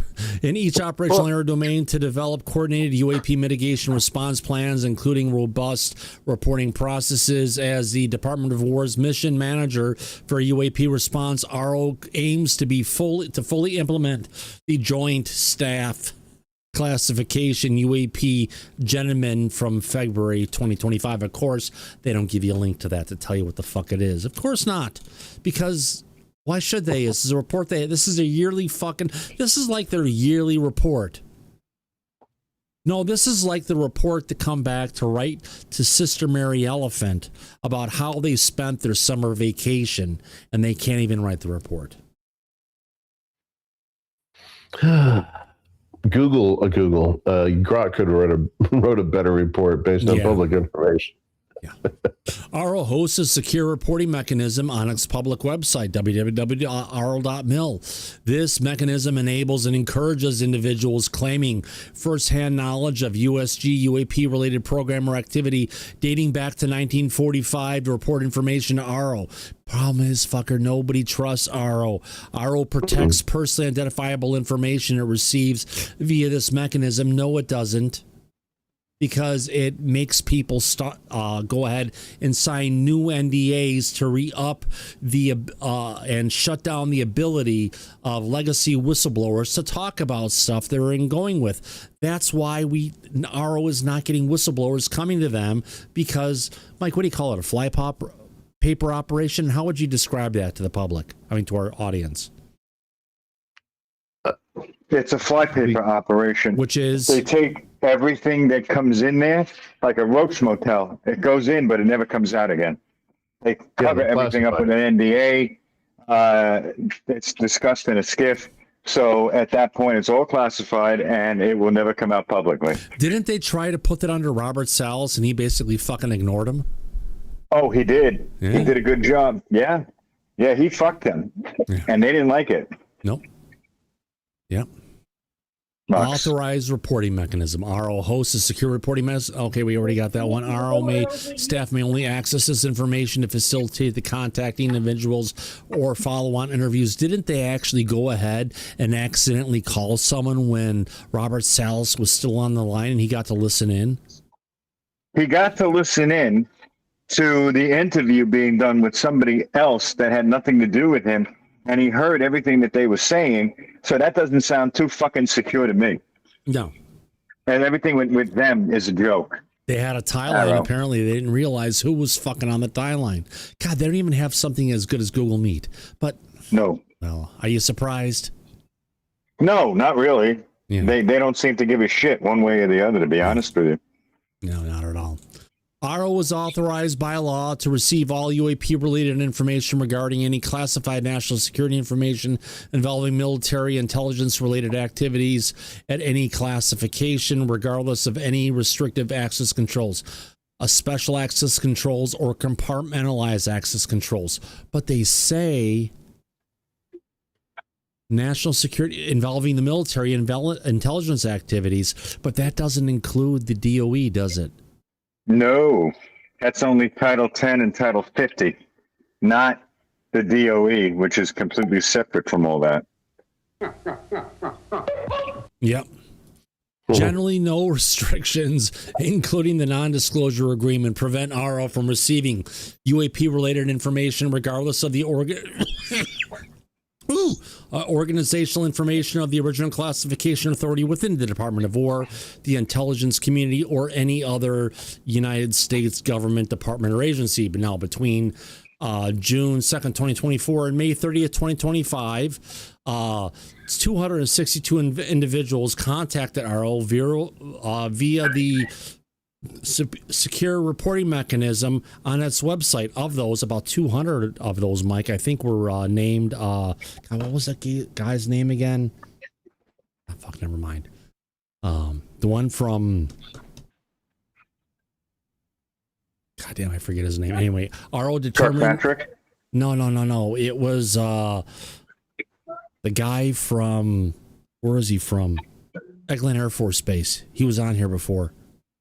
Last of the finest of them, 260 of those individuals came under the name of Last of the Finest, who's, yes, they threw them out the window for obvious reasons, were out of scope and identified 7 individuals whose claims warranted a request or a follow-on interview. AARO prioritizes interviewing current or former United States government employees, contractors, or service members claiming to have first-hand knowledge of United States government UAP-related program per the eligibility requirement for a report to qualify as an authorized disclosure.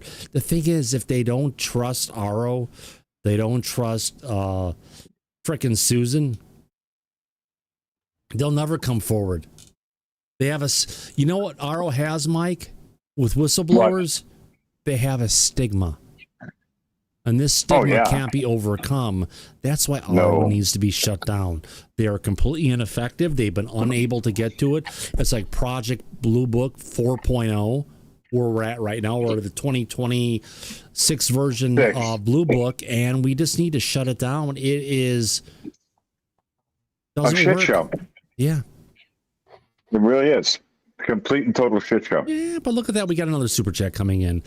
This one is coming in from Perfectly Imperfect. Thank you very much. I appreciate that, my friend. $2.99. Where's that at? I need to hide that thing. Hold on. Go away, Susan. There we go. $2.99. Appreciate it. Thank you, everybody. We appreciate the super chats. Really, we really do. It's true. It's true, Mike. Yeah, it is. It's true. It's true. Oh, my goodness. Let's go ahead and move on.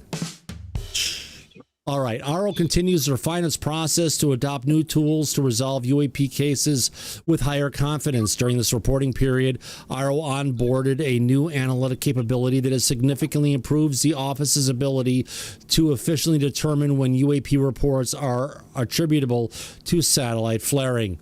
This capability, consisting of advanced three-dimensional modeling and simulation applications, enabled analysis to resolve 238 reported UAP as satellite flaring.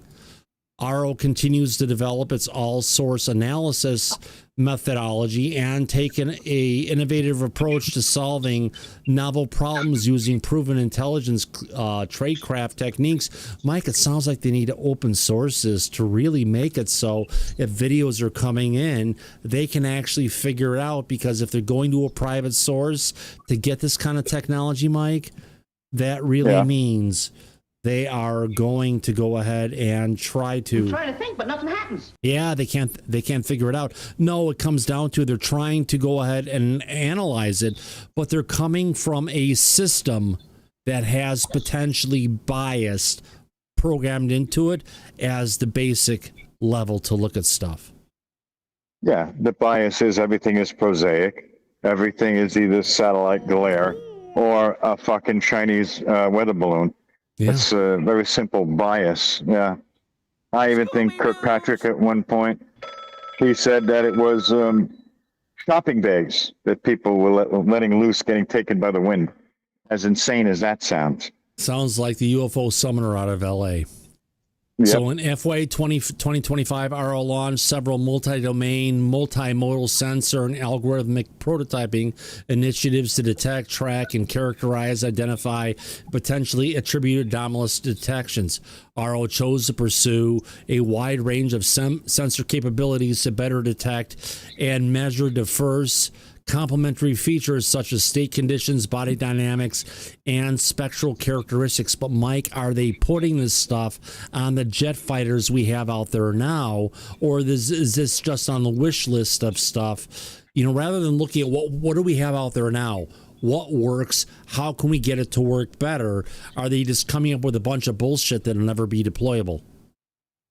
Well, look, if you remember, back in 2004 with Tic Tac, we had the Spy 1 radar off the USS Princeton, and it was picking up these objects pretty goddamn well. Yep. That was 22 years ago. Holy shit. Can you imagine the improvement in these systems from then to now? I can. Why aren't we getting information like that? Oh, because they're burying it. That's why. Yeah. Or we can't talk about it because it's advanced sensor systems that we're not supposed to know about. Sources and methods. Yeah. National security. Fucking bullshit. Our old director, John Kozlowski, the only Polak who's in there who can't get a clue, participated in several on-camera interviews with multi-level audiences, national-level audiences, including both traditional television and new media formats. RO's effort to engage with a broad audience supports the office's objectives to destigmatize UAP reporting, emphasize the national security implications. Daryl? Correct up. Yes. Thank you. And associated with domain awareness gaps and inform the public on what information is most valuable when making a UAP report. I'm going to stay over here for a second because I have a feeling national security is going to be coming up a lot more frequently. AARO continues to update public-facing website www.aaro.mil with declassified UAP data and footage, case resolutions, UAP analytic trends, and other information about its mission. Daryl, why the fuck aren't they talking about www.war.gov/UFO? There's no mention of it here. It would contradict the bullshit report they're putting out. No. They don't want to do that. They want everyone to listen to their we ain't found shit report. But nobody wants to do that, which is why nobody on social media wanted to cover this thing. We ain't found shit. Yeah. Yeah. AARO continues to update its public-facing website, AARO.mil, with declassified UAP data and footage, case resolutions, UAP and analytic trends, and none of the shit that, we've seen a bunch of things where AARO has given us a little bit of an insight on it, but their overall IC analysis of what's going on, Mike, they haven't given us shit on it. No. And that should be part of their report. Just saying. Of course it should. Maybe it should be in 2026 report, which means we're not going to get this from these fucktards until 2027. Well, look, if the president continues along the path that he's currently on for disclosure, and we do get tranches that have more information in it, we're not going to need or rely on AARO for anything that they put out there, which we know is all, we ain't found shit. That's all they're good at doing. We'll come up with it on our own, and AARO will have to say, "Oh, you found something." Yeah, we did, without your help. Right. So AARO regularly receives cases and makes case resolutions available on its public-facing unclassified website. AARO has published case resolutions, imagery, calculations, and modeling associated with some of the UAP cases best known to the public. These includes the case known as the public Go Fast, originally released via an unauthorized disclosure in 2017. No, it was actually released legally under disclosure. It was already declassified. It was released. But you know why, Mike? You know what we've never gotten out of the fucking Go Fast? What's that? Oh, look at that. There's a whole fleet of them. That they picked up on the situational awareness sensors. Have they ever the given us the video to show the whole fleet of them that's out there? Not a fucking clue. Also, as well as a known UAP event occurring in Aguadilla, Puerto Rico in 2013. Didn't they call that as a fucking balloon? Yes, they did. Which obviously would, of course, would go after that one as a balloon. Right, Chinese balloon, of course. Responding to public interest, AARO, and also publishing newly classified imagery associated with unresolved UAP reports that lack sufficient technical data for analysis. Here's the thing. The technical data on these cases is available. If AARO pushes for it, they can get it. It's there. Just like the Tic Tac incident, just like Aguadilla, we have the... even the duck, remember the duck incident that came from the desert Southwest that we covered? Yeah. That was another part of Homeland Security. They went and recorded all this stuff. It's out there. But have we received any of the imagery of what was picked up coming from satellites? Not a fucking frame. Not one 60th of a second or 30th of a second, whatever they're covering. Nothing. It's a complete cover-up. It's a wash job by the man-bun agency of the deep state. According to Tim Burchett, yeah, I would agree. He knows what he's talking about. Yeah.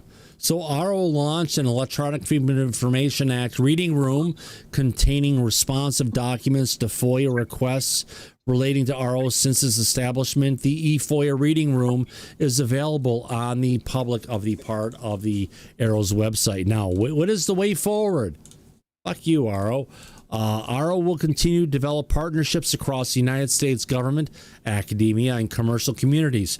AARO seeks to capitalize on a diverse set of sensor technology, capabilities, and intelligence analytic tradecraft through the partnerships to improve the United States governments to investigate and respond to UAP in the air, maritime, and space dimensions at scale and speed. Which basically says right now they are completely obsolete because this is the same shit that Avi Loeb's council is representing. Right. And we're going to get the same shit from this council. Yeah. Like we're getting here from AARO. AARO was implementing a multi-year investment strategy of improving awareness across the space, air, and maritime domains. And if it's about across the maritime domains, why does he only have one fucking new incident in the last year when the maritime domain is where a majority of the sightings are going on? Why is the Navy, Mike? Yeah. U.S. Navy, why doesn't the U.S. Navy want to work with AARO? That's what it points out. But we don't know if they are. They could be sending all this shit to AARO, and AARO is not reporting on it. Could be. It sounds like, though, the Navy doesn't want to work with AARO because AARO was really headed up by the Air Force, and they're wanting this to shut it down. Remember, the Air Force was conceived shortly after the Roswell crash. And why were they put there? To go ahead and figure out what was going on with the flying saucer issue that was plaguing the world at that time.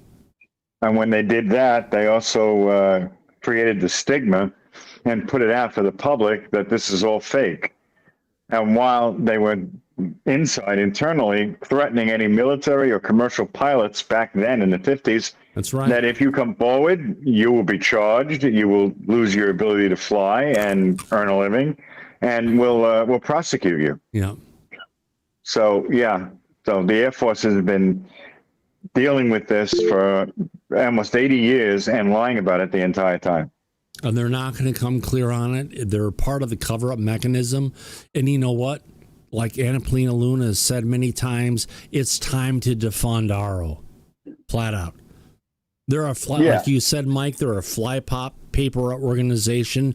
They're there to go ahead and grab the information and to shut down public interest in it. No different than what happened with Blue Book in the past. Right. So I would say this would probably be one of the reasons why recently, and we covered this here on the show, the Government Accounting Office, the GAO, is currently investigating AARO to not just determine as far as what it is that they've been doing, they're looking into their efficiency and how well they're running and their budget and what's being spent. So the government already suspects that this organization, AARO, is not doing the right thing across the board, and they're looking into it. They should shut it down. I agree. That's the one thing that Luna said that I agree with. They're full of shit, and they don't need to get paid. And what are they doing with that money, that budget? So it's good. I don't know if we're going to get the results of that investigation. I hope we do. But people that are paying attention to all this, they really should be taking steps to get this organization out of the way once and for all. Yeah. It's just throwing up nothing but obstacle after obstacle. Yeah. For no reason. Mike, a little bit of insight for tomorrow night's show. House Rules Committee appears to allow a vote on Burleson's revised UAP Disclosure Act amendment, and that could be happening as soon as tomorrow. Well, that would be interesting because they're going on vacation soon. That's number one. Yeah. Number two, anytime that Burchett put anything up there, it never had the votes or the support and never passed through the House. Right. It So may I hope happen, that doesn't it happen may again. not, but it's up in the air whether that happens. They brought it back for reconsideration one more time, but it's just one of those things that's out there. We don't know where the fuck it's going to go. No. But it is legislation that absolutely should get passed. Yeah. At the very least. It doesn't matter about the UAPDA, but whistleblower protection, which I believe Burchett's legislation is about, the bill. Yeah. He wants to protect the whistleblowers. That will certainly, if it does pass, that will help people to come forward who have never considered coming forward before. Yep, that's true. Yeah. And hopefully we get there. Hopefully we get there. Now, I have one thing here. Let me go ahead and find this really quick. Fuck, where is this at?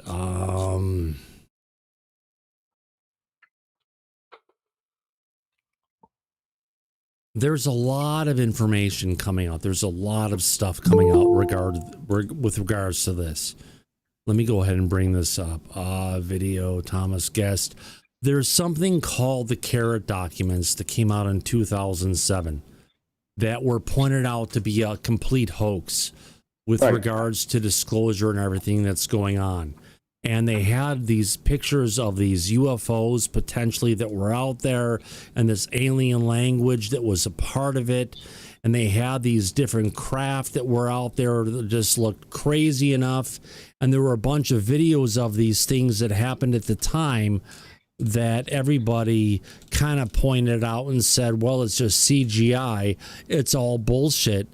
But it's been brought up by Ross Coulthart lately again, Mike, is saying it could be potentially something that's real. No, it's been debunked, and it's 19 fucking years old. Why is it coming up now? I don't know. Doesn't make sense. Let's see if I can go ahead and find this video. This is back to tabloid journalism again. Yeah, but isn't that where Ross sits these days? Unfortunately, it seems like it is, but he's got a contract. So to keep getting a paycheck, he needs to come up with something. I want to but see this is really scraping the bottom of the barrel. Oh, it is. And if I could find the clip on here, I know I've got a clip of Ross talking about the carrot. Let me see if I can find this. Ross. My name is Ron, and this is a little bit. No, that's not. My name is Ron, and this is a little bit about my story.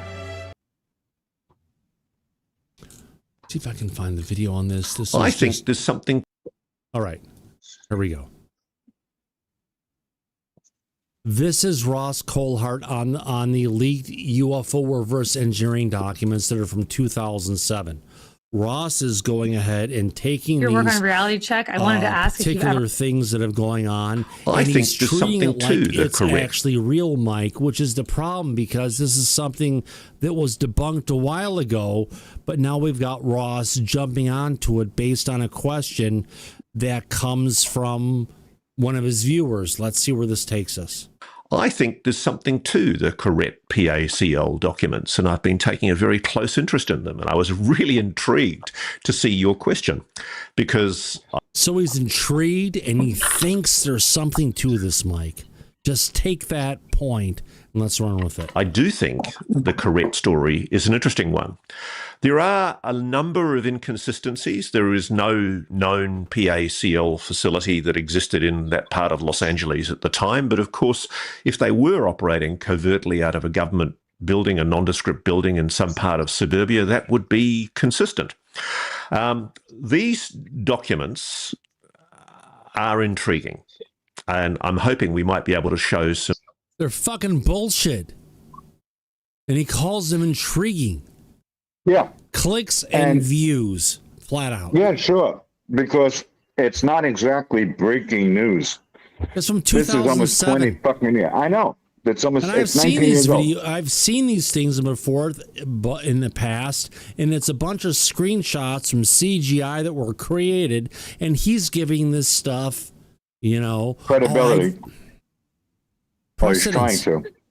Trying to, at least. Some images here of these documents, because what you see are photographs in the document. It's allegedly a leaked document from the Palo Alto Corret Laboratory in California. And Corret was short for Commercial Applications Research for Extraterrestrial Technology. And the materials include technical reports, diagrams of alleged extraterrestrial artifacts, technology, and pages of an alien symbolic language. Jay, I'm seeing you going ahead and giving us the laughing icon from your perspective. So why don't you share your perspective with us? Yeah, it's a good idea, Thomas. I'd love Go to ahead, hear Drake. Yep. So would I. I just think that he loves bringing up bullshit. He loves bringing up the past and all this crap, and it's muddying the waters for everything else that's coming out there. We need to get past this, and somebody needs to start reporting, start commenting. We have all these people in the background. Go in these videos and comment and say that this is crap. And he knows it's crap. So I think the reason Roscoe was putting this shit out there is because he doesn't have anything else or relevant or current. So he's digging up this old shit. What's next? He's going to do a special on the Billy Maya fucking photos from 1,000 years ago? We're talking about these craft here that came from Carrot that were all supposedly part of a real disclosure event of things that were going on, right? And clearly what we're dealing with is a bunch of CGI images from that point in time of what was created, and he's taking this shit and giving a precedence rather than saying what you're seeing is a bunch of fucking bullshit. He's trying to go ahead and take it and saying it could be real. That's the problem I have with it. Yeah, and it muddies the water for everything else that comes out, Thomas. Like anything else that comes out like this, even if it is similar in nature, will be considered bullshit. Yeah. Wow. It's crazy. I remember when we covered this. Yeah. Yeah. Language I or remember script. And in around about 2007, a guy calling himself Isaac created a website on Fortune City, isaaccorrect.fortunecity.com, and it's actually archived on the Wayback Machine. You'll find it if you just put Correct into the Wayback Machine. And he posted a personal account, scanned and redacted documents and high-quality images, and he claimed to be a former employee who worked at PACL in the mid-1980s as part of a team reverse engineering extraterrestrial technology recovered from a crash site. And the goal was to adapt. Why is he giving him so much fucking credentials, Mike? Because he doesn't have anything current. Because he has a studio and he has to bring it out, and he needs controversy and story to bring people in to watch what he's bringing out. I hope this brings out the truth of a lot of people who have faith in Ross. I know there's a lot of people that do. This is the kind of bullshit that takes people to the mat. This is from the same guy who said that the Tic Tac mic was Lockheed Technology, right? Well, he did publicly and unexpectedly to his partner at the time, Bryce Zabel.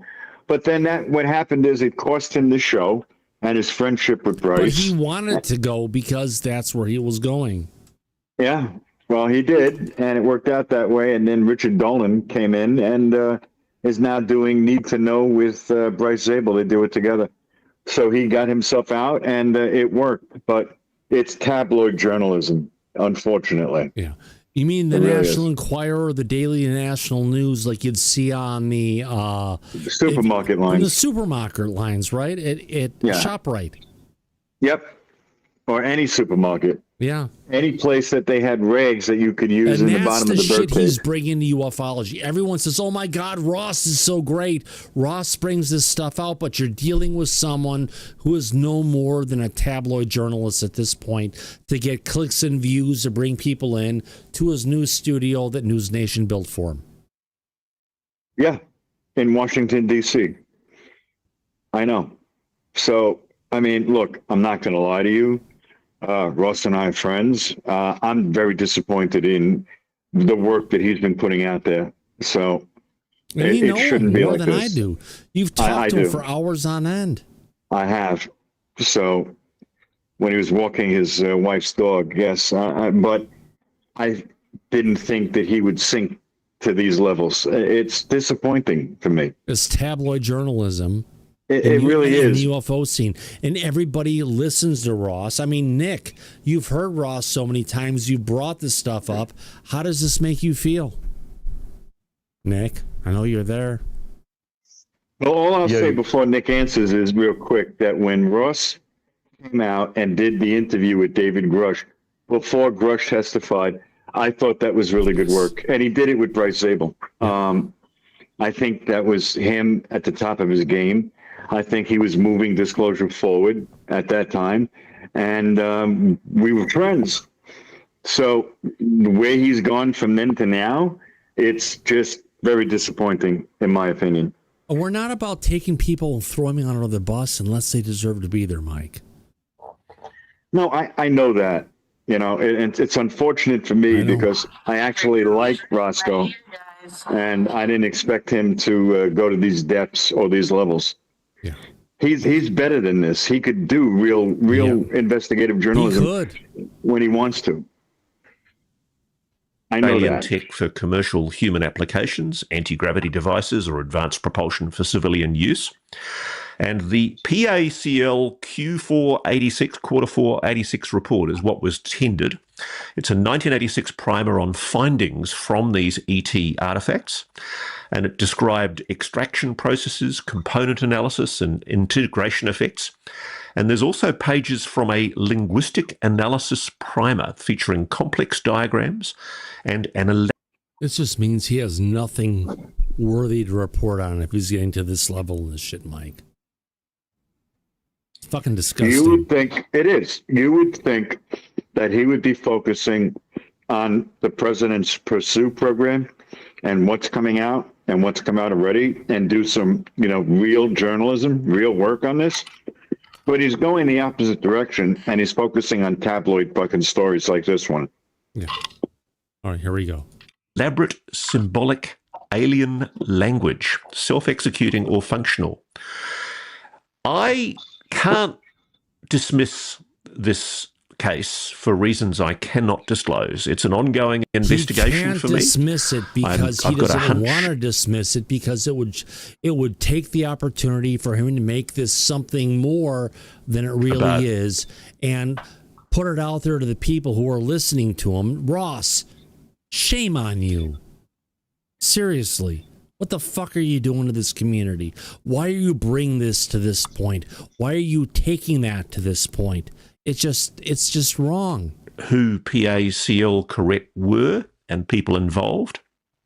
And but it takes all the other shit, all the things that Ross has promised before. This is the same gentleman, the same man who has promised all this stuff, and this is the same shit he's putting out there. So take all the other promises he has made. I know where there's a craft that is so large they had to put a building on top of it. The negative stuff he said about Elizondo, in other words, this gentleman is not credible. And if you want to take him up there and put him up on a fucking pedestal, you have the freedom to do it. But in the reality, there is no credibility in the shit this guy is putting out, as much as we had the old episodes of Bat Boy from the Weekly News Report, what do you call it? Weekly World Report, right, Mike? Yeah. No, it's awful. Yeah, this is not something to be proud of. I mean, it's also a credibility killer for him. The audience is like tired of this shit that comes out of his mouth, and they're not taking him as seriously as they once did, because this is ruining his credibility. It really is. It's almost hard to watch and listen to. So it's disappointing. I mean, we're like talking about Bat Boy from the work, if you want to call it, what was it? The Weekly World Report. Remember all that shit? Yeah, I do. Oh, bring it up. Yep. Here we go. This is where he's taking us. Bat Boy joins us. It's the same bullshit, the same stuff that goes along with it. It's to go ahead and get people excited about it, get them to go ahead and watch, give them the clicks and views for News Nation. And it's a disservice to News Nation. More importantly, it's a disservice to the community of UFOs. It's an ongoing investigation. There are reasons to be skeptical about the case, and there's been a whole debunk that's been published. Mike, take after I finish up the piss. It does beg questions to me. Why would somebody create such an elaborate document? It's a bit like the MJ12 documents. Why would somebody create such an elaborate document if it's all just a silly hoax? And a lot of people have suggested that it was a publicity effort by an animation company, a CGI company, to generate business. But if it was, they never said who they were or generated any benefits for themselves by publicizing their role in doing this. Basically, nothing has been heard from Isaac since he posted these documents in 2007, and the website is now defunct. I have a pretty good idea what PACL Correct were and who was behind it, and it's an ongoing investigation. Yeah, ongoing from 19 fucking years ago. That is not relevant, current. It's been debunked, and the website's down.